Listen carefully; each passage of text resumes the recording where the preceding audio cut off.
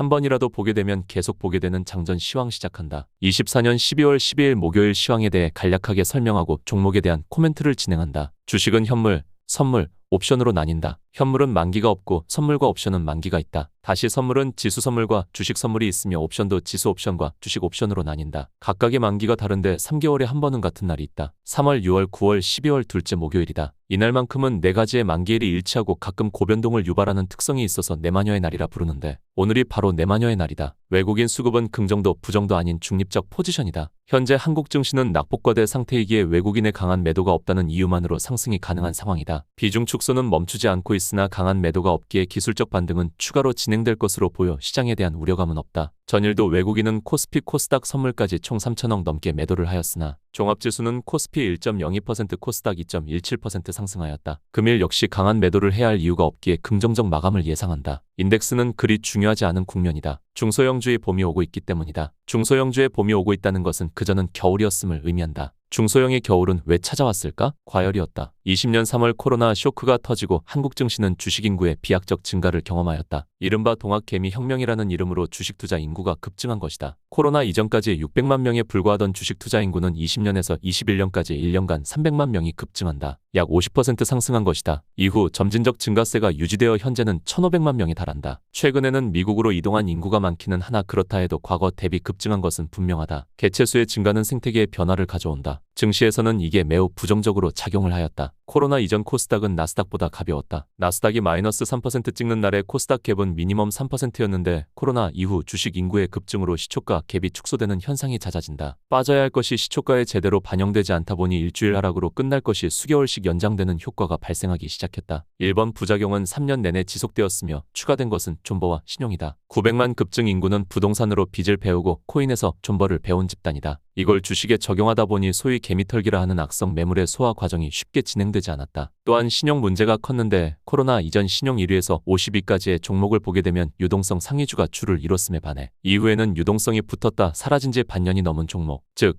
유동성주에서 소외주가 되었음에도 고신용이 존재한 현상이 수백 종목에서 발견되었다. 당연하다. 존버 심리가 신용 존버도 만든 것이다. 이 현상이 가장 부정적으로 작용한 분야가 중소형주다. 지금으로부터 10년 전 중소형주의 저 PBR은 드물었다. 당시 내가 스몰캡을 찾는 기준은 PBR 2배 아래라는 기준을 적용했었는데 자동차, 부품주, 철강주 등의 사양업종을 제외하면 PBR 1배 아래가 흔하지 않았기에 적용한 기준이었다. 지금은 시총 1000위 아래 내려가 보면 PBR 1배 아래가 흔하다. 그만큼 중소형주 학살이 심했다는 의미다. 중소형주가 매우 싸진 상태에서 국장의 소외감은 미국 주식으로의 이동을 불렀고 엎친 데 덮친 격으로 계엄까지 터지니 마지막 중소형주의 투매가 나온 것이 아닌가 싶다. 그리고 시작된 중소형주의 불장. 이재명주를 시작으로 전일은 정책 테마까지 무더기로 발동되었다. 형식적 이유는 이재명주의 확산으로 인식하겠으나 난 코로나 이후 발생한 악수급의 원인이 제거되었기에 중소형주의 급등이 시작되었다 본다. 근데 나처럼 생각하면 머리 아프니 그냥 이재명주로 생각하라. 테마 및 종목이 계속 증가할 가능성이 크다. 어제 갑자기 너무 많이 등장하여 나 역시 뭘 볼까에 대한 기준은 없는데 전일 말한 이재명 테마, 경협 테마 이건 그대로 유지하는 상태에서 새로 수급이 유입된 일자리,